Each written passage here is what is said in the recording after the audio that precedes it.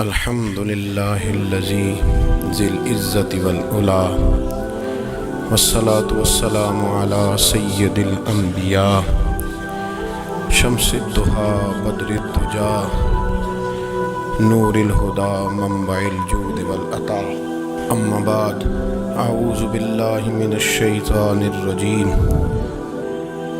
بسم اللہ الرحمن الرحیم قل للمؤمنین یغضوا من ابصارہم صدق اللہ العظیم وصدق رسولہ النبی الکریم ونحن علی ذلک لمن الشاہدین والشاکرین والحمد للہ رب العالمین ان اللہ وملائکتہ یصلون علی النبی یا ایہا الذین آمنوا صلوا علیہ وسلموا تسلیما الصلاة والسلام علیک یا سیدی یا رسول اللہ وعلی آلک واصحابک یا سیدی یا حبیب اللہ۔ تمام تعریفیں حمد و ثنا اللہ تبارک و تعالی کے لیے، درود و سلام نبی اکرم نور مجسم شفیع معظم آقا کل ختم رسول دانائے سبل احمد مجتبیٰ جناب حضرت محمد مصطفیٰ صلی اللہ تعالی علیہ وسلم کی ذات والا صفات کے لیے حمد و صلوات کے بعد، اسلام فطرت کے عین مطابق دین ہے۔ نبی پاک صلی اللہ تعالی علیہ وسلم نے فرمایا ہے کہ میں اخلاق عالیہ کی تکمیل کرنے کے لیے دنیا میں آیا۔ جتنے اخلاق ہو سکتے تھے، جتنی خوبصورتیاں ہو سکتی تھیں، جتنی اللہ کو محبوب تھیں، وہ ساری میرے نبی کریم نے بیان فرمائی، ساری رسول کریم صلی اللہ تعالی علیہ وسلم نے بیان کر دی ہیں، جتنی خوبصورتیاں ہو سکتی تھیں۔ کچھ لوگ ایسے ہوتے ہیں جو بیچارے بائی نیچر ہی کچھ پریشانیوں کا شکار ہوتے ہیں، اور قرآن مجید نے جو ارشاد فرمایا نا کہ کچھ لوگ نفس کی خواہش کو اپنا خدا بنا لیتے ہیں، تو وہ بلا وجہ بھی بہت ساری باتیں کرتے ہیں جن کا کوئی وجود نہیں ہوتا۔ عورت کو حقوق دلانے کے لیے بہت سارے لوگ بہت ساری غلط باتیں کرتے ہیں۔ جو لوگ یہاں سے کسی کو لے جاتے تھے نا دبئی، دھوکہ دے کے اور لے جاتے تھے یورپ میں، عرب ممالک میں دھوکہ دے کے لے جاتے تھے، تو وہ بھی کوئی خواب ہی تو دکھاتے تھے کہ اتنے لاکھ تنخواہ ہوگی، اتنا کچھ ہوگا۔ وہاں جا کے پتہ چلتا تھا کہ جیب سے بھی دینے پڑیں گے کچھ۔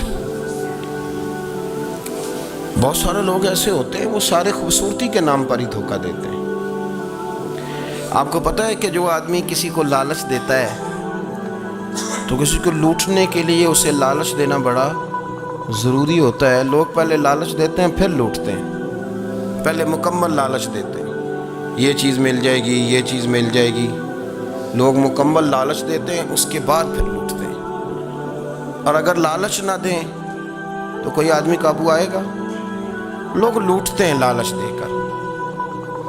اچھا، اب وہ جو جس کو لالچ دیا جا رہا ہوتا ہے وہ کہہ رہا ہوتا ہے کہ نہیں نہیں تمہیں نہیں پتا، وہ اس وقت ماننے کو تیار نہیں ہوتا۔ وہ کہتا ہے اتنی خوبصورت باتیں کر رہا ہے، اتنی اچھے پیغام دے رہا ہے، تم میرے دشمن ہو، تم مجھے منع کر رہے ہو۔ ہوش تب آتی ہے کہ جب سب کچھ لٹ جاتا ہے۔ عورت کو ویسے بھی قابو کرنا بڑا آسان ہوتا ہے۔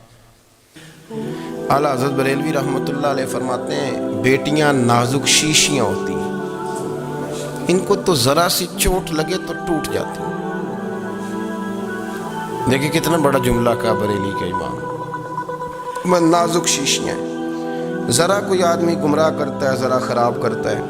اب دیکھیں نا، یہ جو بچیوں کو بچے مس گائیڈ کرتے ہیں، انہیں بڑے بڑے خواب دکھاتے ہیں، وہ بیچاری ماں باپ کو چھوڑ کے، بہن بھائی کو چھوڑ کے اس کے ساتھ شادی کرتی ہے، پھر جو اس کا بعد میں حشر ہوتا ہے، آپ ادلیاں نو سردار پہن تکے تے شرما والیاں نو جھوٹے ڈولیاں دے۔ پھر وہ بیچاری ماں باپ رکھتے نہیں، وہ ظلم کرتا ہے تو کتنی بڑی تکلیف میں وہ بچی آ جاتی۔ नाजुक शीशी होती है ना तो टूट जाती है। यही हाल अब जदीद ख़वातीन और ये जो कुछ एंकर पर्सन हैं, ये असल में ना ये आपको सियासत सिखाते हैं, लेकिन ये मादर पिदर आज़ाद लोग हैं, बिल्कुल आज़ाद। ये तो उलमा शोर ना करें, बात ना करें, गुफ्तगू ना करें, मशाइख बात ना करें, और ये जो कुछ संजीदा और दीनी तबका है ये कुछ शोर ना करे, ये तो रोडों पे नंगे होके आ जाए। माशाअल्लाह खौफनाक नज़रिया रखते हैं ये लोग। औरत को कहते हैं तेरे हुकूक हम तुझे लेके देंगे। मसलन वो कौन सा हक़ है जो तुमने लेके देना है? मेरे नबी करीम सल्लल्लाहु अलैहि वसल्लम इसको बेटी भी बनाया है, इसको बहन भी बनाया है, इसको माँ भी बनाया है, इसे बीवी का आलीशान रुतबा भी अता फरमाया है। और चूँकि बेटी का भी हक़ बड़ा बयान किया जाता है, बहन का भी, माँ का भी, और बीवी के मामले में लोग समझते हैं कि ज़्यादा बात नहीं करनी चाहिए, शायद मसला ख़राब हो जाए। हालांकि नबी पाक सल्लल्लाहु ताला अलैहि वसल्लम ने बीवी के बारे में पता क्या फरमाया? फरमाया जब तुम निकाह कर लेते हो तो अपना ईमान महफूज कर लेते हो। अब मैं इसकी शरह नहीं करता, आप खुद कर लीजिएगा कि वो एक ऐसी शख्सियत होती है कि जिसकी मौजूदगी में आपका ईमान महफूज है। अब मैं नहीं समझता कि इससे बड़ी बात कोई और हो सकती है, जिसकी मौजूदगी में आपका ईमान। और भाई ये हदीस पाक अर्ज़ कर रहा हूँ, निकाह जब कोई कर ले तो उसने अपना ईमान मुकम्मल कर लिया। इसका माना ये हुआ कि आपका ईमान महफूज है उसकी मौजूदगी में। तो इससे ज़्यादा भी, यानी ईमान सबसे कीमती चीज़ है ना, तो उसके महफूज होने की वजह हुजूर ने निकाह बयान कर दी। अब मेरा ख्याल है बीवी अगर कोई इससे बड़ा हुकूक मांगेगी तो बेवकूफ़ी करेगी। इतना बड़ा दर्जा नबी करीम ने उसे अता कर दिया, इतना बड़ा मकाम दे दिया कि तू खामद के ईमान के महफूज होने का ज़रिया बन गई है। औरत को जो हुकूक रसूल करीम सल्लल्लाहु ताला अलैहि वसल्लम ने अता फरमाए, नबी पाक ने जो हुकूक दिए, देखे ना, हज़रत अब्दुल्लाह इब्न उमर रज़ी अल्लाह ताला अन्हु की अहलिया बीमार थी, तो जल्दी जल्दी से वो आए। तो जब बहुत जल्दी हो, सफ़र बड़ा शदीद था, तो आपने जल्दी से नमाज अदा की, जल्दी से चले। आपके खादिम कहने लगे हुजूर खैरियत है? फरमाया मेरी बीवी बीमार है। तो उसने अर्ज़ की हुजूर आपकी अहलिया बीमार है, तो आपने नमाज भी जल्दी से पढ़ी, सफ़र भी जल्दी जल्दी किया। तो फरमाने लगे ये वो चीज़ें हैं जो हमें मदीने वाले रसूल ने सिखाई। आप इस कैफियत को समझें कि हुजूर सल्लल्लाहु अलैहि वसल्लम ने दर्स दिया। और फिर एक और बहुत बड़ी बात, ये फजीलत किसी और को नहीं दी। जो औरत को हुजूर ने फजीलत दी, ये फजीलत किसी और को नहीं दी। कभी हुजूर ने फरमाया कि तुम्हारा अब्बा तुम्हारे साथ बहुत सख्त रवैया करे तो तुमने उसको उस सख्ती पर दाद देनी है। फरमाया चलो अगर वो ज़्यादती भी करे तो तुमने उसके साथ सलूक अच्छा ही करना है। लेकिन आप एक बात को समझे ना कि बच्चे के बारे में, बेटे के बारे में, बेटी के बारे में फरमाया 10 साल के हो के नमाज ना पढ़े तो सख्ती करो,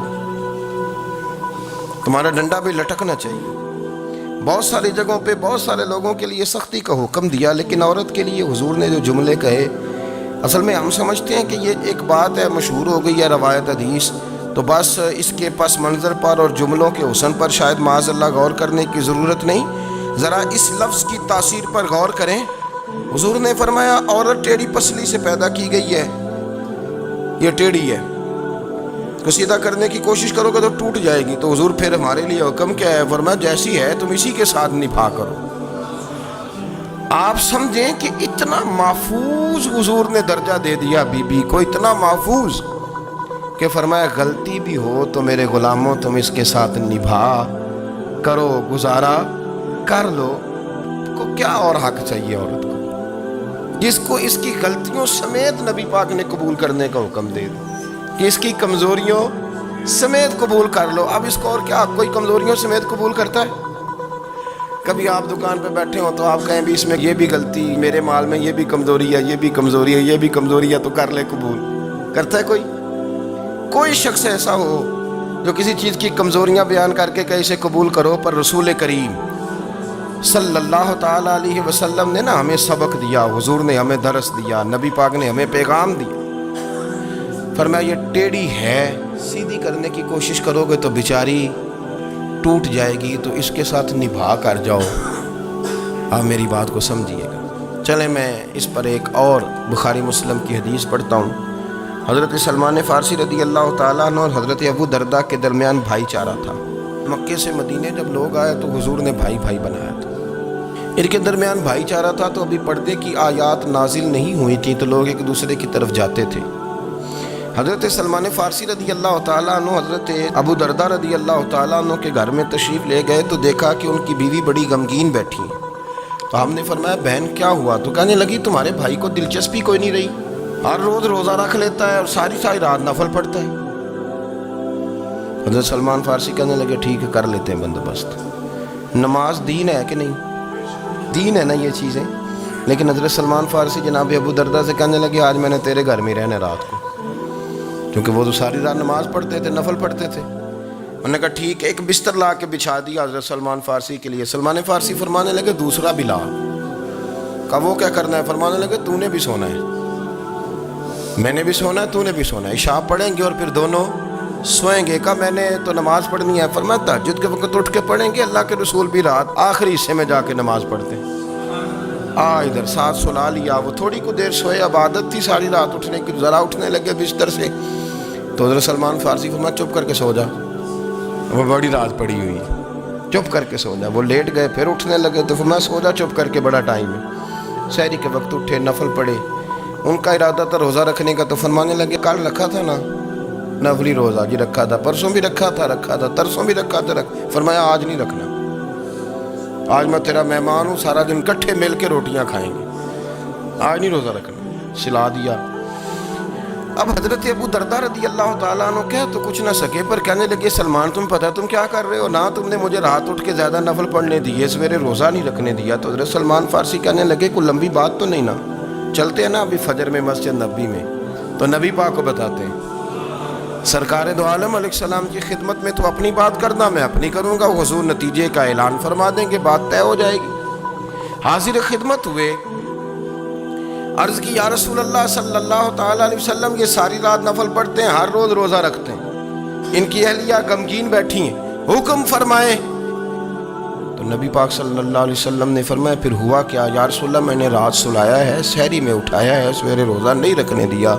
نبی پاک نے فرمایا سلمان فارسی نے ٹھیک کیا، سلمان فارسی نے ٹھیک کیا۔ پھر حضور نے فرمایا، نبی کریم نے فرمایا ابو دردہ تیرے اوپر اگر اللہ کا حق ہے، اس کے رسول کا حق ہے، دین کا حق ہے، تو فرمایا تیری آنکھ کا بھی تیرے اوپر حق ہے، تیرے وجود کا بھی تیرے اوپر حق ہے۔ یہ حضور نے فرمایا تیرے بچوں کا بھی تیرے اوپر حق ہے، تیری بیوی کا بھی تیرے اوپر حق۔ اس حق کو بھی سمجھے، حقوق اللہ بھی ہیں، پر تیری آنکھ کا بھی تیرے اوپر کیا مانا کہ تیری آنکھ سونا چاہتی ہے تو اسے سلا بھی، تیرے وجود کا بھی تیرے اوپر حق، تو تیرا وجود آرام کرنا چاہتا ہے تو اسے آرام بھی کرا۔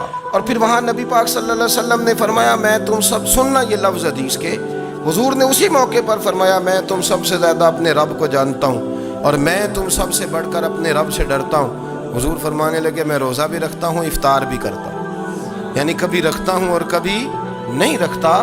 فرمایا میں نفل بھی پڑھتا ہوں اور اپنی بیویوں کو وقت بھی دیتا ہوں۔ سرکار مسجد میں بھی آتے تھے، نواسوں کے ساتھ کھیلا بھی کرتے تھے، ان کے ساتھ پیار بھی کرتے تھے۔ تو اتنے بڑے حقوق حضور نے بیان فرمائے عورتوں کے کہ تمہاری بیوی کا بھی تمہارے اوپر۔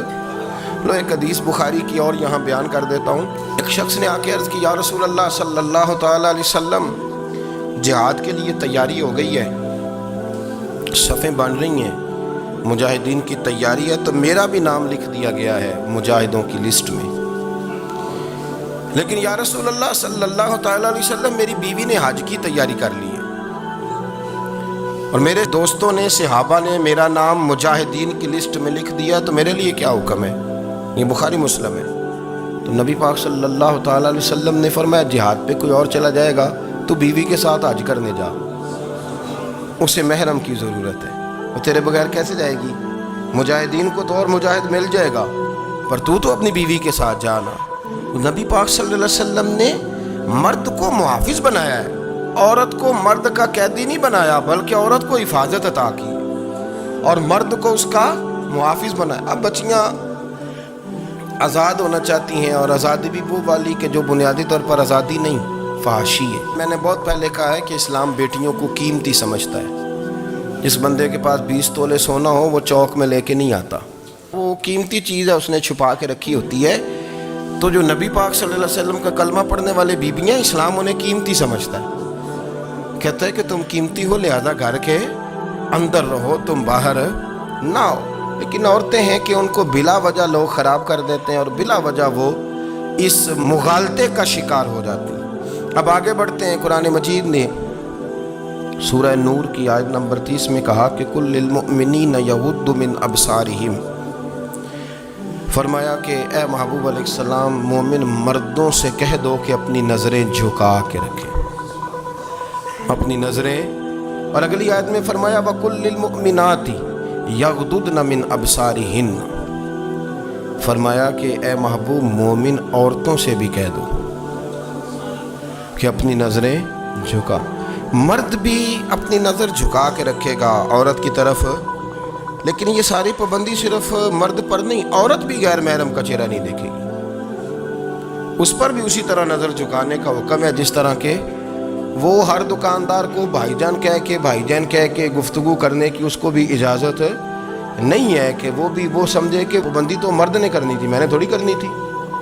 वो जिसके पास जाए, जहाँ भी जाए, डॉक्टर के पास जाए, बाहर जाए, तो वो जिस तरह मर्जी उसका दिल चाहे वो बातचीत करे, इसकी औरत को भी इजाज़त इस्लाम नहीं देता। बुनियादी तौर पे इस्लाम शर्म व हया का दीन है, हया की बात करता है। हया की जब हम तारीफ़ करते हैं तो हया की तारीफ़ ये है कि कोई कभी चीज़ देख के ना तो आपकी तबीयत में कराहत महसूस हो, आप कोई गलत जुमला मुंह से निकालते हुए ज़रा झिझकें, आप कोई गलत बात करते हुए थोड़ा बोझ महसूस करें। हमारे यहाँ तेज़ी से फ़रोग पाया है बेहयाई ने। संगियों की महफ़िलें, यारों की महफ़िलें, उसमें गलीज़ गुफ्तगू होती है, इल्ला माशा। जिन दोस्तों को बड़ी पाक साफ गुफ्तगू करनी चाहिए। दोस्ती का रिश्ता बड़ा मुक़द्दस रिश्ता है।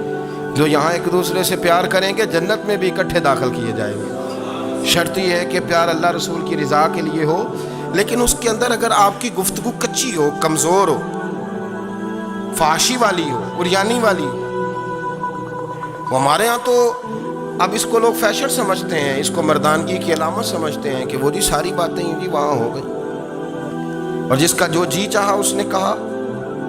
आप जब हया के दायरे में होते हैं तो आप खुद भी सुकून महसूस करते हैं। देखिए ना, आपको नींद सुकून से कहाँ आती है? जहाँ कमरा बंद हो, चारों जानिब दीवार है, ऊपर छत है, खाली दरवाज़ा भी खुला हुआ हो ना, तो जब बंदा सुकून लेना चाहता है तो कहता है यार ज़रा दरवाज़ा ज़रा बंद कर दो। वो अच्छी तरह अपने आप को छुपा लेता है ना हया के पर्दे में, तो अल्लाह उसे सुकून अता करता है।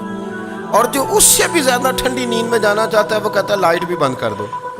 अब वो मुकम्मल तौर पे समझता है कि मैं चारों जानिब से छुप गया हूँ, अगर मैं खुल के भी सो जाऊँगा तो मेरा चूँकि पर्दा कायम है तो मुझे कोई दुश्वारी नहीं होगी। आप जब छुप जाते हैं, जब आप हया के अंदर सिमट जाते हैं, जब आप चादर के अंदर आ जाते हैं, तो आप बहुत सारी जगहों पे आसानी महसूस करते हैं। तो हया तो आपको सुकून देती है, हया तो दिल को राहत देती है।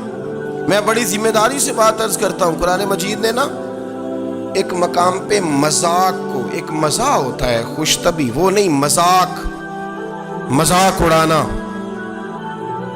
कुरान पाक ने ना मजाक को एक जगह पे जाहिलों का तरीका भी करार दिया। बनी इसराइल के लोगों से हज़रत मूसा ने कहा कि गाय ज़िबा करो और एक टुकड़ा मकतूल को मारो, जिंदा हो के खुद बता देगा मुझे किस बंदे ने कत्ल किया। तो कहने लगे आप हमारे साथ मजाक कर रहे हैं। तो कुरान मजीद कहता है कि हज़रत सैयदना मूसा अलैहिस्सलाम फरमाने लगे आऊज़ु बिल्लाहि अन अकून मिनल जाहिलीन, फरमाने लगे मैं अल्लाह की पनाह मांगता हूँ कि मैं जाहिलों में से हो जाऊँ। ये मजाक करना तो जाहिलों का तरीका है। अगर आपकी ज़ुबान से बेहयाई का जुमला निकल गया, अगर आपकी ज़ुबान से बेहयाई का जुमला निकल गया, आपने कह दिया कि हम आज़ाद लोग हैं, जो मर्जी करेंगे, जो मर्जी कहेंगे, जो हमारा दिल में आएगा करेंगे, तो फिर तो लोग आपका वो अशर करेंगे कि आपसे बर्दाश्त ही नहीं होगा। जिसका लोग मजाक बना लेते हैं और जो मजाक बन जाता है फिर उसे कुछ जीने देता है। आप हया की चादर में छुपेंगे तो बचेंगे। अगर आपने अपना मजाक बनवा लिया ये कह के कि मैंने मर्जी करनी है, फिर याद रखना छुपने को जगह नहीं मिलेगी, फिर तकलीफ में आ जाएगा, फिर बहुत बड़ी अजियत का शिकार हो जाए। शर्म हया, अरब के अंदर जो कवारी लड़कियां थी उनमें बड़ी हया होती थी। الحمدللہ میں بڑے فخر سے کہتا ہوں کہ میرے پنجاب کی، میرے پاکستان کی بیٹیاں بھی 20 دفعہ ان کا ابا کہے تیری شادی کرنی ہے تو وہ آنکھ نہیں اٹھا پاتی آج بھی۔ یہ تو وہ چند لوگ ہیں جو کہتے ہیں ہم ہائی کلاس ہو گئے، ہمیں نہیں پتا کہ وہ روشن خیال ہو گئے ہیں کہ روغن خیال ہو گئے، پتہ نہیں کدھر چلے گئے۔ ورنہ ہماری بیٹیاں آج بھی جب ان سے ان کا باپ، ان کی ماں بات کرتی ہے تیری شادی کی، تو وہ تو شرم کے ساتھ پچھلے سے پچھلے کمرے میں چھپتی ہیں۔ یہ اللہ نے فضل کیا ہوا ہے اس ملت پر۔ تو عرب کی لڑکی بڑی حیا والی ہوتی تھی، اس سے کوئی بات کرنی پڑتی تھی تو 20 دفعہ بات کی جاتی، پھر بھی وہ عورت چھپتی پھرتی تھی۔ حضرت عائشہ صدیقہ رضی اللہ تعالیٰ عنہ فرمانے لگیں میرے نبی پاک صلی اللہ علیہ وسلم عرب کی کواری لڑکیوں سے بھی زیادہ حیا کرنے والے۔ قاضی اعجاز مالکی نے، شیخ عبدالحق محدث دہلوی نے، دیگر بزرگ جو سیرت نگار گزرے، انہوں نے لکھا ہے کہ نبی پاک صلی اللہ علیہ وسلم کے اندر 100 مردوں سے زیادہ طاقت تھی، 100 مردوں سے زیادہ طاقت۔ اب جو بات کہنے لگا ہوں، جو نتیجہ دینے لگا ہوں، اس پر خاص توجہ آپ فرمائیں گے۔ ذرا فکری طور پر، نظریاتی طور پر ایک چیز کو سمجھیے۔ ہم سمجھتے ہیں کہ جوان لڑکا ہے جی جو مرضی کرے، عمر ہے جی۔ آپ ذرا بات پر غور کیجئے گا کہ حضور صلی اللہ علیہ وسلم میں طاقت 100 مردوں سے زیادہ ہے اور حیا کواری لڑکیوں سے بھی زیادہ ہے۔ ذرا اس بات کا تقابلی جائزہ کیجئے گا کہ طاقت 100 مرد سے زیادہ ہے لیکن حیا کواری لڑکی سے بھی زیادہ ہے۔ اس کا معنی یہ ہوا کہ جس ٹہنی کو پھل زیادہ لگ جاتے ہیں وہ جھکا کرتی۔ تو حیا تو حسن ہے، حیا تو آپ کو پاک صاف کرے گا، حیا تو آپ کو نرالا کرے گا، انوکھا کرے گا۔ وہ ہمارے ایک دانشور ہے، انہوں نے مضمون لکھا، کئی باتیں بڑی پسند آتی ہیں۔ وہ کہتے ہیں کہ میری اہلیہ، ان کو بھی کسی نے مس گائیڈ کر دیا تھا، حالانکہ اچھی خاتون ہے، کسی نے مس گائیڈ کر دیا۔ تو وہ بھی سماجی اور ویلفیئر، اور یہ خواتین کو شوق ہوتا نا بننے کا، تو وہ بھی سماج کے اندر اچھا مقام تلاش کرنے کے موڈ میں آ گئی۔ تو کئی ایک دن جانا تھا تو بڑی بن سنور کے میرے ساتھ وہ گاڑی میں بیٹھ گئی۔ تو میں گاڑی میں، عورتوں کو یہ بھی مسئلہ ہوتا ہے نا کہ ہماری تعریف کرو، تو کئی دفعہ بعد مردوں بیچاروں کو جھوٹ بولنا پڑتا ہے، تو زبردستی کراتی ہیں نا جی۔ تو اس میں گنجائش بھی دی ہے شریعت نے گنجائش دی ہے کہ کبھی بیوی کو راضی کرنے کے لیے خلاف واقعہ بات کرنی پڑے تو کر لینی چاہیے، تو وہ کراتی بھی ہیں۔ 3 موقع پر خلاف واقعہ بات کرنے کی اجازت ہے، واقعے کے خلاف بھی آپ بات کر سکتے ہیں۔ جنگ کے موقع پر 2 لوگوں کو صلح کرانے کے لیے اور بیوی کو راضی کرنے کے لیے کر لیں کوئی ایسی بات، بے شک اپنی طبیعت پہ جبر کر کے کر لیں، گنجائش ہے، اجازت ہے۔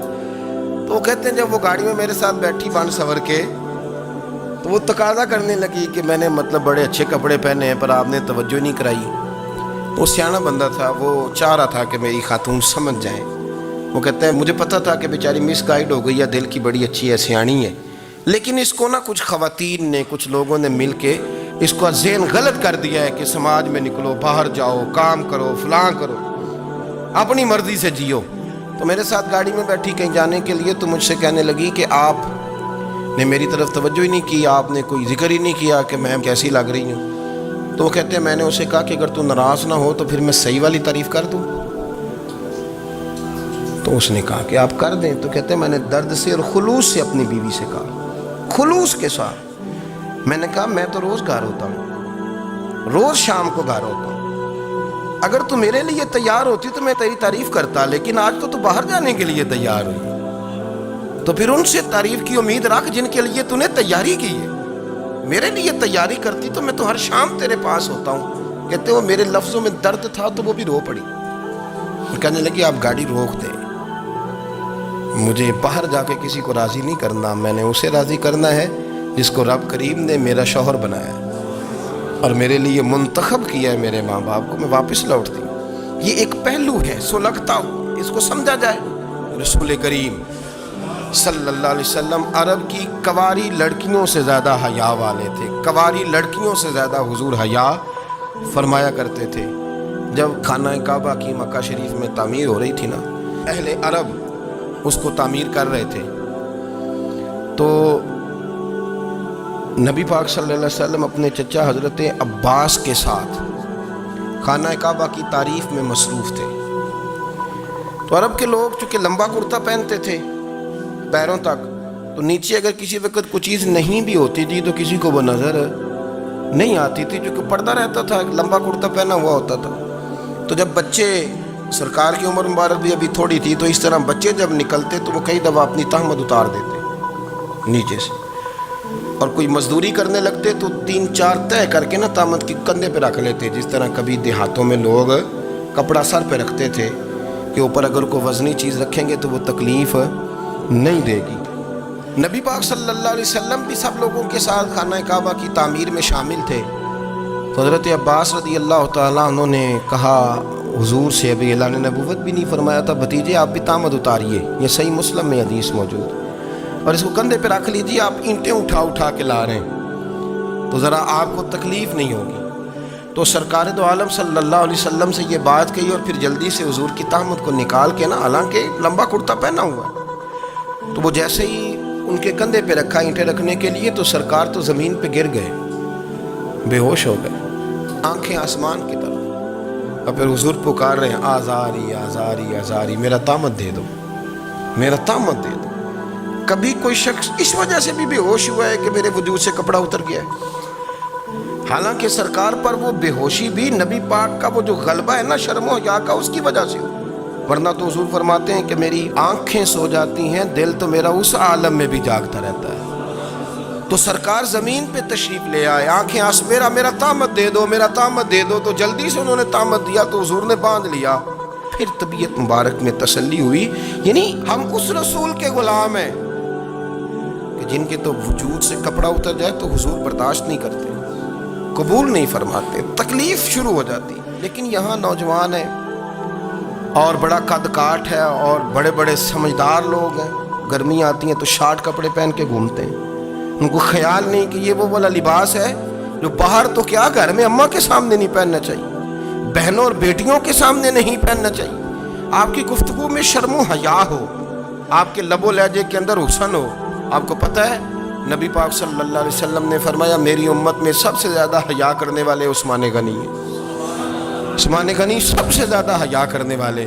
آپ فرمایا کرتے تھے جب سے حضور کا چہرہ دیکھا ہے میں نے کبھی اپنی شرمگاہ بھی نہیں دیکھی، میں نے آنکھوں کا وضو نہیں توڑا، اور جب سے حضور کے دست مبارک میں میں نے بیعت کے لیے سیدھا ہاتھ بڑھایا تو پھر سیدھا ہاتھ میں نے کبھی گندگی کو نہیں لگایا. حیات. آپ باتھ روم کے اندر بھی غسل فرماتے تھے تو کپڑوں سمیت کرتے تھے. کسی نے کہا حضرت جی واش روم کے اندر کیوں نہیں کپڑے اتارتے؟ آپ فرمانے لگے باہر بندوں سے حیا کرتا ہوں، اندر جاتا ہوں تو رب سے حیا آنی شروع ہو جاتی، وہ تو دیکھ رہا ہے نا. تو میں جو بات آپ کی خدمت میں عرض کرنا چاہتا ہوں اس کو آپ سمجھیے گا میرے عزیز، کہ شرم والا مزاج، گفتگو بھی شرم والی، آنکھیں بھی شرم والی، لباس بھی شرم والا، دوستی یاری بھی شرم والی، بہت ساری ایسی باتیں. دیکھیں نا آپ ذرا، میں نے کہا کہ باتوں کو سن کے گزر نہ جایا کریں، اس کی گہرائی پر غور کریں. حضور علم کا سمندر ہے، سرکار سے زیادہ علم دنیا میں کسی کے پاس موجود نہیں ہے، اور صحابہ کو موقع ملا ہوا ہے اس سمندر سے فیض لینے کا. لیکن ان کی حالت یہ ہے کہ حضرت علی المرتضیٰ فرماتے ہیں 14 دن گزر جاتے. حضور سے کچھ سوال پوچھنا ہوتا تھا پر میں شرم کے بارے نہیں پوچھ پاتا تھا. 14 دن بخاری شریف میں موجود ہے. ایک دن نبی پاک صلی اللہ علیہ وسلم نے پوچھا صحابہ سے کہ وہ کون سا درخت ہے جس کے پتے نہیں گرتے، اور وہ درخت اس طرح ہے جس طرح مومن ہوتا ہے، وہ درخت میرے مومن کی طرح بتاؤ. حضرت عبداللہ ابن عمر فرماتے مجھے پتا تھا کہ وہ کھجور کا درخت ہے، لیکن چونکہ ابو بکر صدیق بھی بیٹھے ہیں، عمر فاروق بھی بیٹھے ہیں، مولا علی بھی بیٹھے ہیں، عثمان غنی بھی بیٹھے ہیں، اتنے جید لوگ بیٹھے ہیں، تو مجھے حیا آتی تھی کہ میں کیوں جواب دوں. کہتے ہیں سرکار نے کئی دفعہ پوچھا، لوگوں نے کئی اور درخت بتائے، پر فرمایا تمہارا جواب درست نہیں ہے. آپ حیا کے اس پہلو پر غور کریں کہ سوال کا جواب آتا ہے. سوال کا جواب، یعنی مجھے سوال کا جواب آتا اور پھر میں دوں نہ، مجھے بدعزمی نہ ہو جائے گی؟ یہ کیسے ممکن ہے کہ میری رات گزر جائے، مجھے پتا بھی تھا اور میں نے بتایا نہیں؟ بہت سارے لوگ آ کے بہت ساری باتیں بتاتے ہیں، بہت ساری باتیں وہ سمجھاتے ہیں، تو ہم غور سے ان کا چہرہ دیکھنے لگ جاتے ہیں، کہتے ہیں یار اس کا تو دعویٰ تھا کہ میں سمجھنے آتا ہوں، تو یہ تو ہمیں سمجھا رہا ہے، چلو الحمدللہ ہم سمجھنے کو تیار ہیں. لیکن میرے عزیز پتہ بھی ہے جواب کا، علم بھی ہے، لیکن فرماتے ہیں میری حیا نے مجھے اجازت نہ دی کہ میں جواب دوں۔ آپ فرماتے ہیں پھر حضور سے صحابہ نے عرض کی کہ یا رسول اللہ آپ ہی بتا دیں وہ درخت کون سا ہے، تو حضور نے فرمایا بھئی وہ کھجور کا درخت ہے۔ تو آپ فرماتے ہیں میں دل میں کہہ رہا تھا کہ الحمدللہ میرا جواب درست ہے، حالانکہ میں نے جواب دیا ہی نہیں۔ تو لفظوں میں حیا، جملوں میں حیا، آنکھوں میں حیا، اٹھنے میں حیا، بیٹھنے میں حیا، چلنے میں حیا ایک خوبصورت حسن ہے۔ اور نبی پاک صلی اللہ علیہ وسلم نے فرمایا جب تو بے حیا ہو جائے نا پھر تو آزاد ہے، پھر تو جو مرضی کا، پھر تو جو۔ اس لیے بزرگ جب کسی کو بے حیا کہتے تھے نا، اللہ اکبر، اور جب کسی کو کہتے تھے نا یہ بے حیا ہے تو لوگ سمجھتے تھے کہ ہلکی سی بات کر دی ہے، لیکن ان کا معنی یہ ہوتا تھا کہ بس بھائی اب اس کے ساتھ کوئی کلام کرنے کی ضرورت ہے، اس کو اب اصلاح کی ضرورت نہیں، یہ بے حیا ہے۔ کیا معنی کہ اب یہ جو اس کے دل میں آئے گا وہ کرے گا، جو اس کی طبیعت چاہے گی وہ کرے گا، اب یہ کسی پہلو بھی قابو آنے کو تیار بے حیا ہو گیا۔ بے حیائی بہت بڑا عیب ہے، اور جو لوگ کہتے ہیں کہ ہمیں بالکل آزادی ہونی چاہیے، ہمارا اپنا جسم ہے تو ہماری اپنی مرضی چلے گی۔ ایک وزیر صاحب ہیں، پتہ نہیں میں ان کو جانتا تو نہیں، انہوں نے سینٹ میں تقریر کی ہے، میں نے ان کی بات سنی ہے۔ اس نے کہا نہیں بھائی، جسم رب کا ہے تو مرضی بھی تو رب کریم کی چلے گی، اور مرضی بھی اللہ کی۔ یہ مجھے تھوڑا سا مسئلہ ہے جسم پر، کبھی کبھی مجھے کثرت سفر سے الرجی ہو جاتی ہے۔ میرے ساتھ لوگ نا دل سے پیار کرتے ہیں، شاید ہی کوئی اچھا ڈاکٹر ہو جس تک میرے سنگی مجھے لے کے نہ گئے ہوں، پر جسم اللہ کا ہے نا، مرضی بھی جب وہ چاہے گا صحت دے گا۔ کیوں کچے کاموں میں لوگ پڑ گئے، کیوں غلط لوگ سوچ میں پڑ جاتے ہیں، یہ اسی کا ہے۔ اور جب وہ چاہے گا، آپ اس بات کو اچھے طریقے سے سمجھ لیں کہ جو اپنی مرضی چوکوں چوراہوں میں کر رہے ہوتے ہیں نا، جو مرضی گاندمند، وہ جانور ہوتے ہیں، وہ جانور ہوتے ہیں جو نہ چونک دیکھتے ہیں، نہ گلی دیکھتے ہیں، نہ انہیں پتہ ہوتا ہے کہ جگہ کون سی ہے۔ وہ انسان، میں نے کہہ دیا جو میں نے کہنا تھا، میں نے کہہ دیا، وہ جانور ہوتے ہیں۔ اور جو کچھ انسان ہوتے ہیں نا، ان کے اندر کچھ نہ کچھ پھر شرم حیا بھی ہوتی ہے۔ وہ چوکوں چوراہوں میں وہ حرکتیں اور وہ کام نہیں کرتے جو جانور کرتے ہیں۔ ان کے لیے بڑے پردے ہوتے ہیں، ان کے لیے بڑی باتیں ہوتی ہیں، ان کے لیے بڑا کچھ ہوتا ہے۔ جو بالکل آزاد ہو جائے، کوئی پتہ نہ ہو کس وقت کیا کہنا ہے، کیا کرنا ہے، تو پھر وہ دائرہ انسانیت سے خارج ہو جاتا ہے۔ ہم آپ کو کیا دعوت دیں؟ آپ تو وہ باتیں کر رہے ہیں جو اسلام کا انسانیت کے حق میں بھی ٹھیک نہیں۔ آپ تو وہ والی باتیں کر رہے ہیں جن کا انسانیت بھی تقاضا نہیں کرتی کہ یہ باتیں ہونی چاہیے۔ لیکن ایک بات، میں تو جذباتی نہیں ہوتا، میں بڑے غور سے چیزوں کو دیکھتا ہوں، سنتا ہوں، اور نہ میں ان موسمی مینڈکوں کی۔ وہ مجھے عاتق صاحب کہنے لگے جی بڑے بڑے مولوی ایک بندے کے ساتھ بیٹھے ہوئے ہوتے تھے اور وہ روزے میں بڑے بڑے درس دیتا تھا، تو وہ بھی فلانی حرکتیں کر رہا ہے۔ تو میں نے کہا ہم نے تو پرانا کہا تھا کہ موسمی مینڈک ہے، تو پرانے کہہ رہے ہیں کہ اداکار ہے، تو وہ جہاں کاسٹ کریں گے وہاں وہ اداکاری کرے گا۔ آپ کسی مذہبی جگہ کر لیں تو وہاں کر لے گا، کہیں اور جگہ کریں گے تو ہم تو پرانا کہہ رہے ہیں۔ تو کسی کو کبھی سمجھ آتی ہے تو کسی کو کبھی اور جگہ جا کے سمجھ آتی ہے۔ ہم ان لوگوں سے پریشان نہیں ہوتے، کیوں؟ سن لیں، کوئی مایوسی نہیں، ان کے اندر جتنا زور ہے وہ لگائیں۔ یہ ملک بنا ہے رسول اللہ کے نام پہ، یہ اللہ نے تحفہ دیا ہے امت مسلمہ کو، یہ نبی پاک کے نام پہ بنا ہے، تو یہاں جھنڈا بھی وہی والا بلند ہونا ہے جو مدینے والے رسول کا جھنڈا ہے، اور یہاں وہی کام چلے گا جو نبی پاک نے بیان فرمایا۔ تو اس طرح کئی لوگ آتے ہیں، وہ شور شار کرتے ہیں، چلے جاتے ہیں۔ اتنے نہ پریشان ہوا کریں، بہت سارے لوگ تو بیچارے اس قابل بھی نہیں ہے کہ ان کا نام لیا جائے، مطلب اتنا ہم ان کو اہمیت دے دیں، ان کا ذکر کریں، ان کا نام لیں، ان کی بات کریں، وہ بیچارے اس قابل ہی نہیں ہے، مطلب سٹیٹس ہی نہیں ہے ہمارا، اتنے فارغ ہیں ہم کہ اب جو بندہ آئے گا کہانی چھیڑے گا تو ہم چھیڑ جائیں گے۔ اور بھائی اللہ کا فضل ہے الحمدللہ تعالی، لوگوں نے بڑا شور کیا، اور بڑے زمانے سے دنیا شور کر رہی ہے، پر اللہ کے گھر مسجدیں بھری ہوئی ہیں، مسجدیں بھری ہوئی ہیں۔ ہماری بیٹیاں پردے کرتی ہیں، پردے کو پسند کرتی ہیں، وہ حجاب میں رہتی ہیں، وہ سمجھتی ہیں کہ ہمارا اصل حسن کیا ہے۔ تو یہ پراپوگنڈا پرانا چلا آ رہا ہے، اس کا اللہ کے فضل سے امت مسلمہ پہ نہ کبھی اثر ہوا ہے اور نہ کبھی ہوگا انشاءاللہ۔ اللہ تعالی ہمیں حق پر استقامت عطا فرمائے۔